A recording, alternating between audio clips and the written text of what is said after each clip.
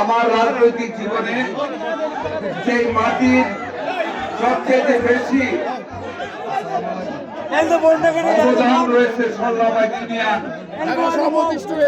এইখানে সমবেত ভাই এবং বোনেরা, আসসালামু আলাইকুম ওয়া রাহমাতুল্লাহি ওয়া বারাকাতুহু। আমি সর্বপ্রথম আপনাদের কাছে ক্ষমা চেয়ে নিচ্ছি। আমার জীবনে এই ধরনের ভুল আমি করি নাই, আমি কোনোদিন করতে চাই না।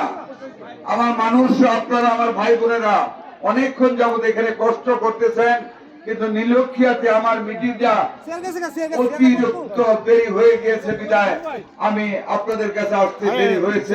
আমি অন্তর থেকে খুব লজ্জিত হয়ে আপনাদের কাছে ক্ষমা চাচ্ছি, আমাকে মাফ করে দিবেন।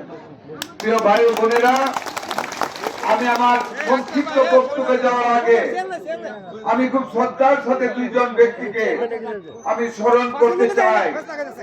আমার খুবই শ্রদ্ধাভাজন 1991 নির্বাচনে নিশি রাতে যখন এই সররাবাই ইউনিয়নে এই ভাঙ্গা কাঠের সেতু দিয়ে নারায়ণপুর বাজার থেকে এখানে ঢুকেছিলাম, যে এই দুইটা মানুষের কাছে আমি পিতৃতুল্য স্নেহ পেয়েছিলাম, যারা আমাকে নির্বাচনের দিক নির্দেশনা দিয়েছিল, আজকে আমার মধ্যে নাই, আমাদের মধ্যে নাই। চিরতরে আমাদের কাছ থেকে আল্লাহ নিয়ে গিয়েছেন। আপনাদের সাবেক অত্যন্ত জনপ্রিয় চেয়ারম্যান জনাব এমদাদ আমাদের মধ্যে নাই, আমাদের মধ্যে নেই। আমার অত্যন্ত শ্রদ্ধাভাজন নেতা, আমারও মুরব্বী, আপনাদের প্রয়াত চেয়ারম্যান এমদাদের অত্যন্ত শ্রদ্ধাভাজন মুরব্বী ছিল কফু কাহা। এই দুইজন মানুষের অভাব আমি রন্ধ্রে রন্ধ্রে অনুভব করি। আমি তাদের আত্মার মাগফিরাত কামনা করি। মারা গিয়েছে রেজু মেম্বার আমাদের এখানে আমাদের মাঝে থেকে চলে গিয়েছে। আতর মিয়া আমাদের মাঝ থেকে চলে গেছে। কামাল ভাই মাস্টার এখানে পিছনে আমার খুব প্রিয় একজন মানুষ ছিলেন, ওনাকে আল্লাহ নিয়ে গেছেন। গোলাপ কাদিও নাই, মারা গেছেন। আরো অনেকে মারা গেছেন।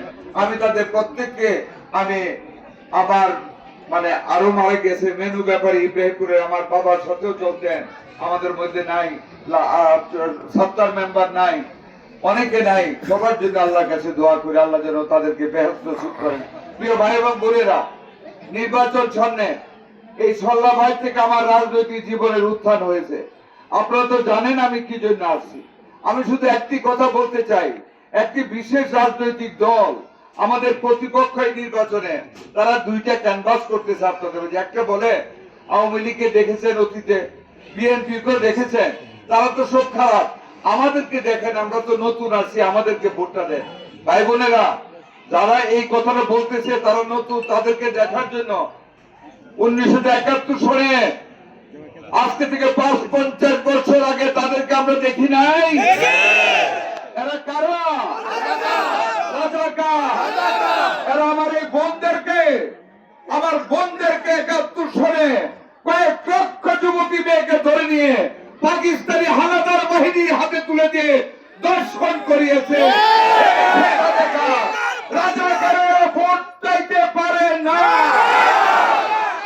আমি একজন মুক্তিযোদ্ধা, এই দেশ থেকে স্বাধীন করেছি। 1971 সনে আমার বিধবা মায়ের চোখে অশ্রু রেখে মায়ের বুক থেকে ছড়িয়ে দিয়ে ভারতের ট্রেনিং নিয়েছে, যুদ্ধ করেছি পাকিস্তানিদের বিরুদ্ধে, স্বাধীন করেছি এই মাতৃভূমিকে।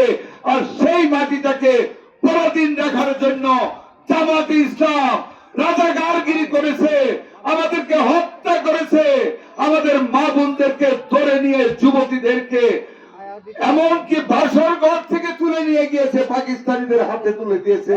তারা ধর্ষিত হয়েছে। তাদেরকে ভোট দেবেন আপনারা?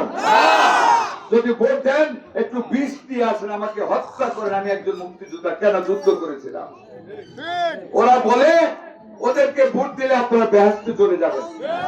এই আমার বোনেরা, আল্লাহর কোরআনে 152টা আয়াতে আল্লাহ পিতা মাতাকে সেবা করার কথা বলেছে, সন্তানদেরকে। হাদিসে বলেছে যারা শহীদ হবে যুদ্ধে, ইসলামিক যুদ্ধে, তাদের যে আমাদের নবী পিতা মাতা যারা সন্তুষ্ট করতে পারবে তাদেরকে অধিক গুরুত্ব দিয়েছেন।